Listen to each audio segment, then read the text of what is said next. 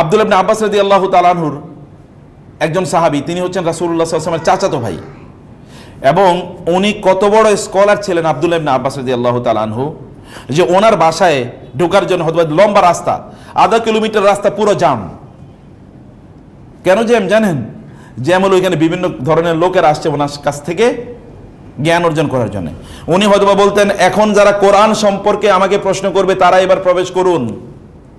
এখন হল ভর্তি, এরা আসছেন কোরআনের ওই সূরার ওই আয়াতের অর্থ কি, ওই শব্দের অর্থ কি, ওই আয়াত কোন প্রেক্ষাপটে নাজিল হয়েছে, এবং আপনার ওইটা কার ব্যাপারে, ওইখানে কি কথা বলা হয়েছে, এখান থেকে আমরা কি শিক্ষা নেব, এটার ব্যাপারে আমরা কি ধারণা নেব, এটার তাফসির কি, এরকম আরবরা এই শব্দটা কোন অর্থে ব্যবহার করতেন, এটা কোন ভাষায় এই থেকে এই শব্দটি নেওয়া হয়েছে, এরকম বিভিন্ন প্রশ্ন ইনি সব উত্তর দিতেন এবং সবাই চলে যেত, তাদের প্রশ্ন সকলের উত্তর শেষ।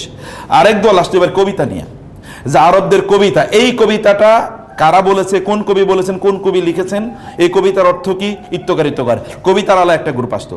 আরেকটা আসতো আনসাব। আনসাব মানে হচ্ছে আরবের বংশ লতিকা। যেমন আমরা কিন্তু আমার দাদার নাম পর্যন্ত আমি জানি, এরপরে আর কারো নাম আমি জানি না। যেমন আমার দাদির নামও আমি ভুলে গেছি, বিশ্বাস করেন। মানে আমাদের অবস্থা, আপনারা কয়েকজন দাদি বা তাদের নাম জানেন আমি জানি না। অধিকাংশ দেবেন দাদি পর্যন্ত জানেন, কিন্তু এরপরে আর নাম জানবেন না। তো কিন্তু আরবরা 14 জেনারেশন পর্যন্ত নাম জানতো, এবং এগুলোতে আবার এক্সপার্ট ছিল। এই এক্সপার্ট ছিল হচ্ছে আব্দুল্লাহ ইবনে আব্বাস। আব্দুল্লাহ ইবনে আব্বাসের কাছে একদল আইসা, যে আমার দাদার মানে আমার বংশোত্তর আমি জানি না, একটু বলে দেন তো, আমি একটু লিখে নিয়ে যাই। উনি বলে দেন তোমার বংশধারা হলো এটা, 14 জেনারেশন, একেবারে 14 পুরুষ পর্যন্ত বলে দিত। আরেকজন আসছেন হাদিসের ব্যাপারে জানার জন্য, আরেকজন আসছেন ফিকের ব্যাপারে জানার জন্য, আরেকজন আসছেন কি আকীদার ব্যাপারে জানার জন্য, আরেকজন আসছেন ইতিহাসের ব্যাপারে জানার জন্য। মানে এরকম ধরেন অথবা 10, 12, 15টা গ্রুপ এরা আসছেন। এবার ইতিহাস সম্পর্কে যারা জানতে চায় তাদেরকে প্রবেশ করতে দাও, তারা আসতো, তাদেরকে তিনি উত্তর দিতেন। এত বড় স্কলার কোত্থেকে তৈরি হয়েছেন সেই গল্পটা একটু শোনেন। একদিন তার মায়ের নাম ছিল উম্মুল ফদল। উম্মুল ফদল, তার এক ফুফু ছিল, তার এক খালা ছিল রাসূলুল্লাহ সাল্লাল্লাহু আলাইহি ওয়াসাল্লামের স্ত্রী। উম্মুল ফদল এবং আব্দুল্লাহ ইবনে আব্বাস এরা মদিনা হিজরত করে যান অনেক পরে, মক্কা বিজয়ের পর। এরা মক্কায় থেকে গিয়েছিলেন, কারণ তার বাবা আব্বাস রাদিয়াল্লাহু তাআলা আনহু তিনি তখনও ইসলাম গ্রহণ করেন, রাসূলের চাচা। এরা বাপ মা এবং ছেলে এরা আগেই ইসলাম গ্রহণ করেছে, কিন্তু তারা তো যেতে পারেন না। একটা হলো পিচ্ছি ছেলে বাচ্চা, আর মা তো নারী, যেতে পারেন নাই।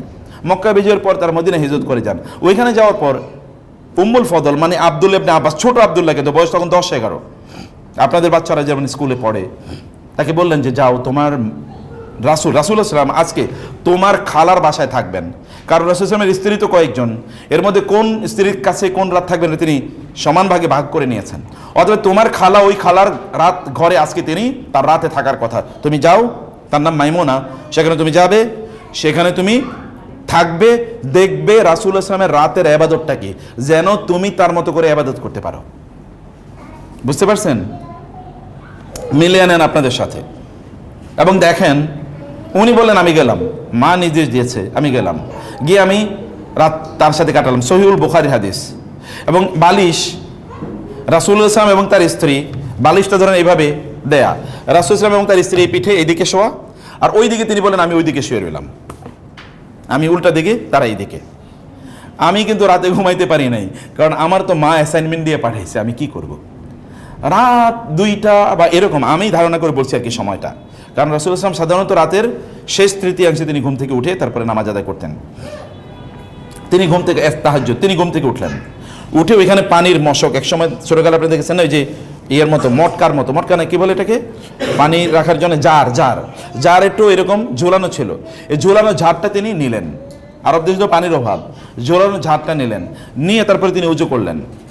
আমি দেখলাম তিনি কি করতেছেন। যখনই তিনি উঠছেন, কারণ আমি তো গেছি রাতে তিনি কি ইবাদত করেন এটা দেখার জন্য, যখনই তিনি উঠছেন আমি চোখটা এরকম সাজিয়ে রাখলাম তিনি কি করছেন। দেখলাম মশক থেকে মশকটা নিয়েছেন, নিয়ে তিনি পানি উজু কিভাবে করলেন আমি হুবহু তা খেয়াল রাখলাম। এরপরে তিনি নামাজে দাঁড়িয়ে গেলেন, এবার আমি উঠলাম, উঠে আমি ওইখান থেকে ওইটা নামিয়েছি, নামিয়ে এবার আমি তার মতো করে উজু করেছি। উজু করে তার বাম পাশে গিয়ে আমি তার সাথে জামাতে না দাঁড়িয়ে গিয়েছি তার বাম পাশে। কিন্তু ইমামের সাথে বাম পাশে দাঁড়াতে হয় না, ইমামের সাথে দাঁড়াতে হয় কোন দিকে, ডান পাশে।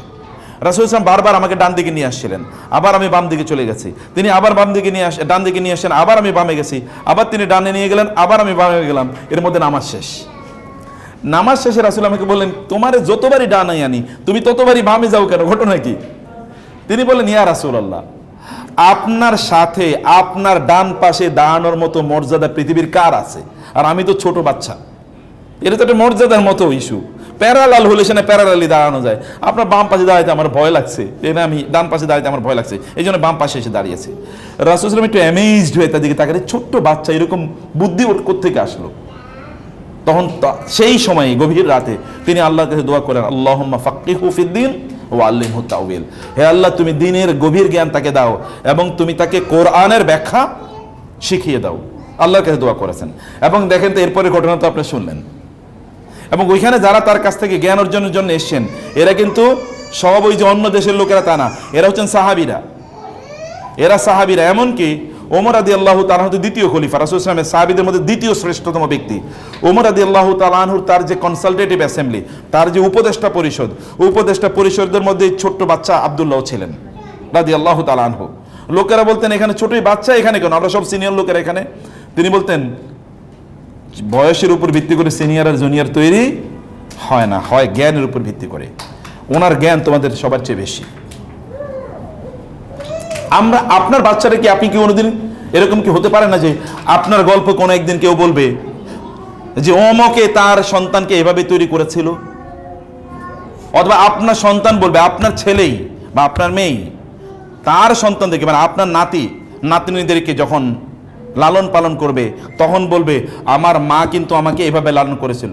যেমন আমার মায়ের কথা আমি বলি, আমার মা একটা লম্বা মানে লাঠি নিয়ে তারপরে বসতেন, অথবা রান্নাঘরে আছেন, অথবা তিনি খাওয়াচ্ছেন, অথবা আমরা পড়ছি কিনা আমার 4 বোন, এবং 4 বোনের মধ্যে 1 বোনের আগেই বিয়ে হয়ে গেছে আমার, তখন আমি পড়াশোনা করার আগে। বাকি 3 বোন এবং আমরা ঠিকমতো পড়ছি কিনা লাঠি দিয়ে তিনি দেখতেন, পিটাতেন। মানে আমি শাসনের কথা বলছি, আমি গল্প হিসেবে বলতে পারছি। আরো অনেক গল্প আছে। আপনার সন্তানরা আপনার ব্যাপারে কি গল্প বলবে? আম্মু প্রচুর মোবাইল দেখতো, অথবা আম্মুর ওই সিরিয়ালটা খুবই পছন্দ ছিল। যদি তাইলে বুঝতেই পারেন যে পরিস্থিতি কোথায় গিয়ে দাঁড়াবে। ভালো কিছু গল্প ওদের জন্য রাখুন। এই কথা কমপক্ষে ওরা যেন বলুক যে আম্মু আমাদেরকে নিয়ে কোরআন তেলাওয়াত করতো একসাথে, আম্মু আমাদেরকে নিয়ে রাতের গভীরে কান্না করতে একসাথে। আমি জানি না কখনো আপনারা কান্না করেছেন কিনা আপনাদের সন্তানদেরকে নিয়ে, অথবা আপনাদের সন্তানরা কি কখনো দেখেছে কিনা, যে আপনি ওর জন্য আল্লাহর কাছে কান্না করেছেন, আল্লাহ তুমি আমার সন্তানটাকে অনেক ভালো মানুষ বানাও। কখনো আপনার সন্তানদের এই অনুভূতি হয়েছে কিনা? এই অনুভূতি না হলে কিন্তু আপনাদের জন্য বিপদ আছে বোনেরা। এটা আপনারা করুন, সন্তানদেরকে নিয়ে কাঁদুন এবং ওদের সামনে কাঁদুন, ওরা শুনুক, ওদের অগোছরে কাঁদুন, ওদেরকে নিয়ে কাঁদুন। একটা বই আপনাদের জন্য আজকে এখানে আছে, এটা হচ্ছে সোনালী যুগের মায়েরা, বিশেষ করে মহিলারা এখানে বেশি, তো এই জন্য বলবো সোনালী যুগের মায়েরা। মানে ওই যুগে মায়েরা তাদের সন্তানদেরকে কিভাবে সোনালী ছেলেতে পরিণত করেছেন, গোল্ডেন চিলড্রেনে পরিণত করেছেন, তার এখানে গল্প আছে। এখানে গল্প আছে আব্দুল্লাহ ইবনে আব্বাস রাদিয়াল্লাহু তাআলা আনহু মা কিভাবে আব্দুল্লাহ ইবনে আব্বাসের মতো জগৎ বিখ্যাত ইসলামিক স্কলার, মানে কোরআনের, তিনি সাহাবী, কিন্তু তিনি ছিলেন জুনিয়র সাহাবী, 10, 11, 12 বছরের। বড় সিনিয়র সাহাবীরা এসে তার কাছে বসে থাকতেন কোরআনের ব্যাখ্যা জানার জন্য। কিভাবে তৈরি হতেন? He is the making of his mother. কারণ মা জানতেন তিনি আল্লাহর কাছে দোয়া করেছেন, এই দোয়া তো বিফলে যেতে পারে না, ব্যর্থ হতে পারে না। আমরা বলি তারে বাবা তাই নাকি, বলো কি? তিনি জানেন যে আল্লাহর কাছে তিনি দোয়া করছেন, এই আত্মবিশ্বাস নিয়ে তিনি আল্লাহর কাছে দোয়া করেছিলেন। এরকম অনেক ঘটনা আছে। সন্তানদেরকে কিভাবে প্রতিপালন করতে, মায়েদের কাজ কি, দায়িত্ব কি, সকল মায়েদের জিনিসটি ভালো করে বোঝা দরকার এবং পড়া দরকার।